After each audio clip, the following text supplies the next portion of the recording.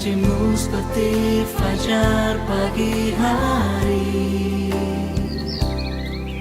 dan tiada pernah terlambat bersinar.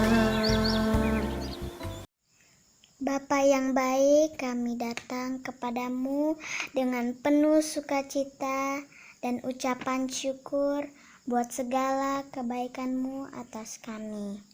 Kami juga bersukacita dan bersemangat untuk mendengarkan firman-Mu saat ini Tuhan. Biarlah perkataan dan nasihat-Mu sendiri yang kami dengar, yang disampaikan melalui hamba-Mu, boleh menjadi berkat bagi kami semua. Terima kasih Tuhan Yesus, haleluya, amin. Shalom, jumpa kembali dengan saya Asyong dari Gereja Injil Firman Tuhan yang dalam program Suara Hati. Hari ini saya akan bawakan firman Tuhan yang kita ambil dari Matius pasal 7 mulai dari ayat 15 sampai 23 dengan perikop judul Hal Pengajaran yang Sesat. Waspadalah terhadap nabi-nabi palsu yang datang kepadamu dengan menyamar seperti domba, tetapi sesungguhnya mereka adalah serigala yang buas. Dari buahnya lah kamu akan mengenal mereka. Dapatkah orang memetik buah anggur dari semak duri, atau buah ara dari rumput duri? Demikianlah setiap pohon yang baik menghasilkan buah yang baik, sedang pohon yang tidak baik menghasilkan buah yang tidak baik. Tidak mungkin pohon yang baik itu menghasilkan buah yang tidak baik, ataupun pohon yang tidak baik itu menghasilkan buah yang baik.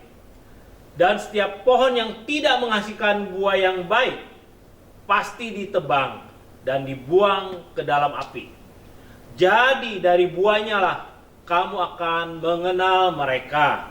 Bukan setiap orang yang berseru kepadaku Tuhan, Tuhan akan masuk ke dalam kerajaan sorga, melainkan dia yang melakukan kehendak Bapa-Ku yang di sorga. Pada hari terakhir banyak orang akan berseru kepadaku, Tuhan, Tuhan, bukankah kami bernubuat demi namamu dan mengadakan banyak mujizat demi namamu? Pada waktu itulah aku akan berterus terang pada mereka dan berkata, aku tidak pernah mengenal kamu. Enyalah daripadaku, kamu sekalian pembuat kejahatan. Saudara Bapak Ibu yang kasih Tuhan, dari pembacaan ayat firman pada hari ini kita melihat ada pengajaran tentang waspada terhadap nabi-nabi palsu, terhadap para pemberita-pemberita Injil yang palsu, yang mereka perbuat dianggap sebagai untuk menyamar seperti domba, tetapi sesungguhnya mereka adalah serigala yang buas. Mengapa demikian? Mereka mengajarkan hal-hal tentang firman Tuhan, tetapi tidak mengajarkan kebenaran yang benar tentang firman Tuhan yang sesungguhnya. Firman Tuhan yang sesungguhnya mengajarkan kita supaya kita hidup untuk melakukan kehendak Tuhan, bukan kehendak manusia kita. Karena kita lihat banyak pengajaran-pengajaran, banyak pemberitaan-pemberitaan yang hanya diambil sebatas untuk memamerkan kuasa-kuasa Tuhan, mujizat-mujizat Tuhan saja.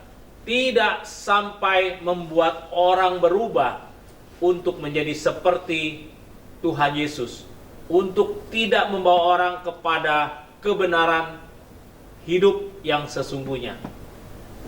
Kita tahu bahwa Yesus datang ke dalam dunia supaya kita beroleh keselamatan, supaya kita beroleh kehidupan yang kekal, supaya kita hidup seperti yang Tuhan hidup.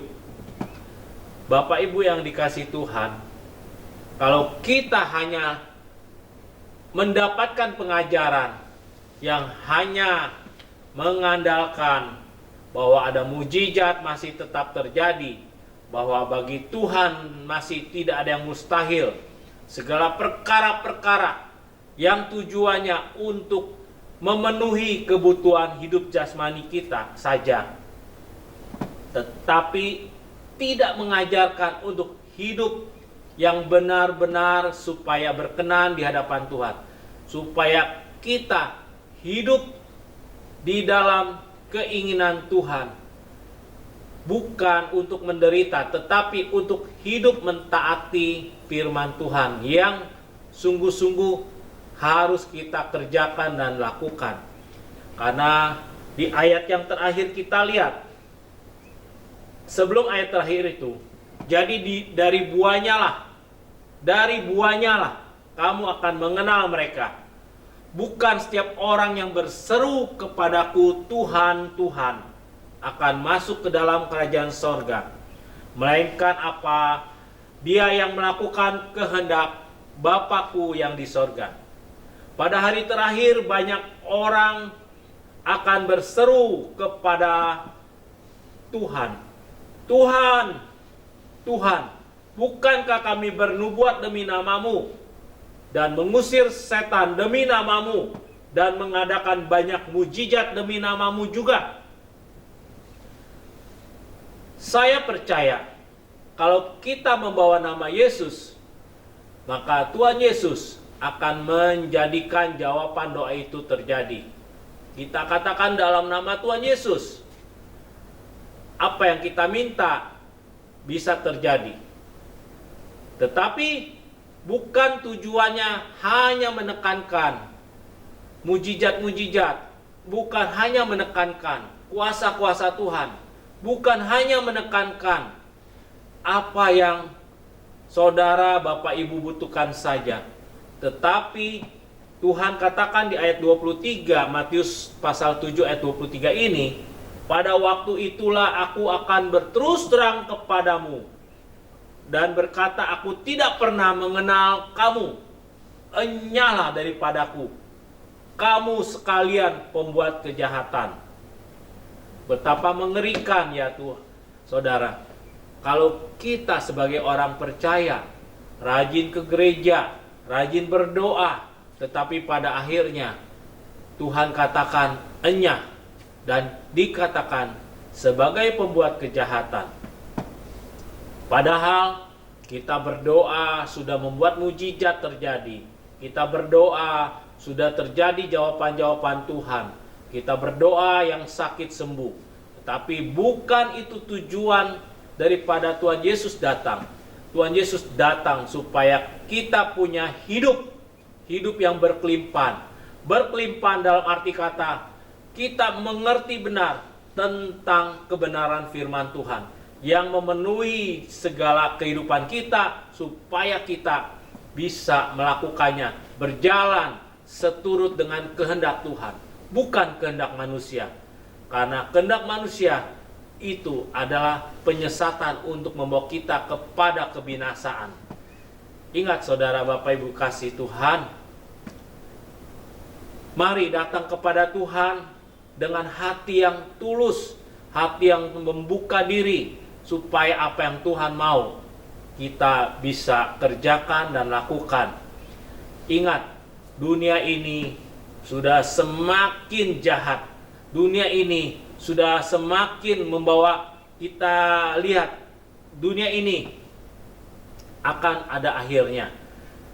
Wabah-wabah penyakit, musibah-musibah, gempa bumi, bencana alam, tanah longsor, banjir, segala macam. Apakah kita sudah mempersiapkan hidup kita untuk panggilan kehidupan kita nanti. Bapak Ibu dikasih Tuhan, jangan sampai kita terlena, terlupa akan hal-hal keselamatan kita yang sesungguhnya, yang pada akhirnya harus kita kerjakan, harus kita fokus.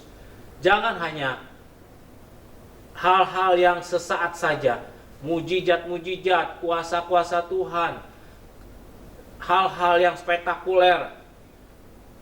Ingat saudara, Tuhan Yesus memanggil kita bukan hanya untuk membuat mujizat, tetapi untuk hidup dalam terangnya. Dan hidup dalam terangnya itu supaya kita berubah taat. Yang suka marah-marah bisa menahan diri, sabar. Yang suka berbohong, bertobatlah untuk berkata yang benar. Karena setiap kata dusta, setiap perbuatan-perbuatan yang dinyatakan itu akan dipertanggungjawabkan pada hari penghakiman. Kalau saudara sebagai orang percaya dan yakin bahwa Tuhan itu ada, yakinlah dia juga akan meminta pertanggungjawaban setiap orang yang percaya kepada dia.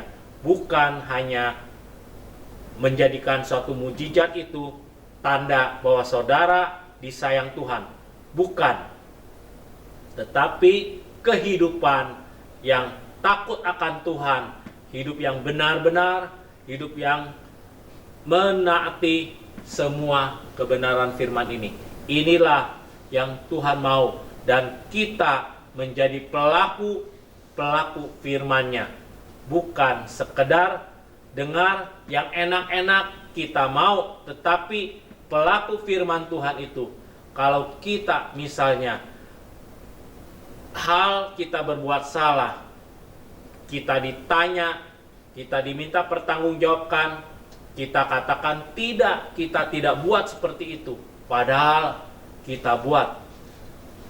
Saudara, mari sadar, bertobatlah. Saya percaya program hari ini ketika saudara dengar, Tuhan bekerja dalam hati kita untuk kita berbalik kepada Tuhan. Mari kita berdoa. Selalu bersyukur kepada Tuhan untuk pimpinan Tuhan, penyadaran Tuhan dalam kehidupan kami setiap hari, di mana kami sungguh-sungguh memerlukan kebenaran firman Tuhan itu untuk kami menjadi pelaku-pelaku firman Tuhan. Dan kami percaya Tuhan tolong kami untuk kami berjalan disertai oleh kasih, kemurahan, serta kebenaran firman Tuhan itu. Biarlah hari ini nama Tuhan boleh kami bawa dan kami permuliakan, bukan hanya kata-kata, tapi dari sikap perbuatan kehidupan kami ini. Terima kasih Tuhan, dan kami percaya segala aktivitas daripada jemaat-jemaat Tuhan, Tuhan sertai, Tuhan tolong dalam kebenarannya, dan kami didapati oleh Tuhan berkenan. Terima kasih Bapa, di dalam nama Tuhan Yesus semua kami serahkan dan kami berdoa. Haleluya. Amin. Selamat beraktivitas. Tuhan Yesus memberkati kita semua. Haleluya. Amin.